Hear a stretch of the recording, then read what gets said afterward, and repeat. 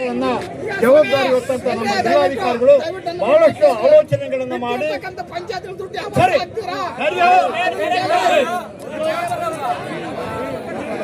ಮಧ್ಯೆ ಯಾರು ಮಾತಾಡ್ಬೇಡ್ರಿ. ಆ ಕಾರಣ ನಾವು ಏನು ಈ ದೇಶಕ್ಕೆ ಅನ್ನ ಬೆಳಿತಕ್ಕಂಥ ರೈತರಿಗೆ ಯಾರು ಕಷ್ಟ ಕೊಡಬಾರ್ದು. ಯಾಕಪ್ಪ ಅಂದ್ರೆ ಅವನೇನಾದ್ರೂ ಇಂಥ ಇವತ್ತು ಕೈ ಬಿಡೋಂಥ ಪರಿಸ್ಥಿತಿ ಒಳಗಡೆ ಇದ್ದೀವಿ ನಾವು. ಕೃಷಿ ಬೇಡ, ಎಲ್ಲಾದ್ರೂ ಒಂದು 4 ಕಾಸು ಕೂಲಿನಾದ್ರೂ ಮಾಡಿ ಜೀವನ ಮಾಡಬಹುದು ಅನ್ನೋ ವಿಚಾರಗಳನ್ನು ಕೂಡ ಇದಾವೆ.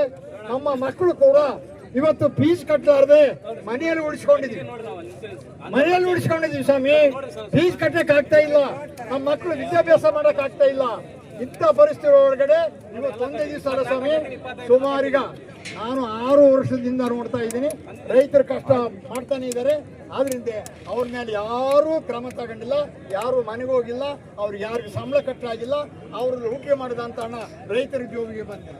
ಇಂಥ ಒಂದು ಪರಿಸ್ಥಿತಿ ಒಳಗಡೆ ಯಾವಾಗ ಬಂದರೂ ಕೂಡ ಮಾಡ್ತೀವಿ, ನೋಡ್ತೀವಿ, ತನಿಖೆ ಮಾಡ್ತೀವಿ ಅಂದ್ರೆ ಇದಾಗಬಾರ್ದು ಅಂತ ನನ್ನ ಅಭಿಪ್ರಾಯ ಇದೆ. ನಾವೆಲ್ಲ ರೈತರು ಏನಿದ್ರು ಕೂಡ ತಪ್ಪು ಮಾಡಿದ ಮೇಲೆ ಯಾರೇ ತಪ್ಪು ಮಾಡಿದ್ರೆ ಅದೇನು ಬಹಳ ದಿವಸ ಬೇಕಾಗಲ್ಲ. ಅವ್ರನ್ನ ಕರೆಸಿ ತನಿಖೆ ಮಾಡೋದಂದ್ರೆ 1 ವಾರದೊಳಗಾಗಿ ಇತ್ಯರ್ಥ ಆಗ್ಬೇಕು. ಅಲ್ಲ, 1 ವಾರದೊಳಗಾಗಿ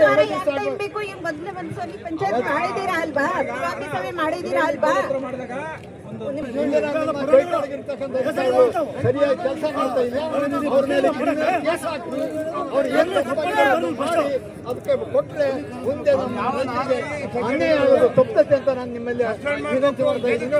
ಕಡ್ಡಾಯವಾಗಿ ನಾನು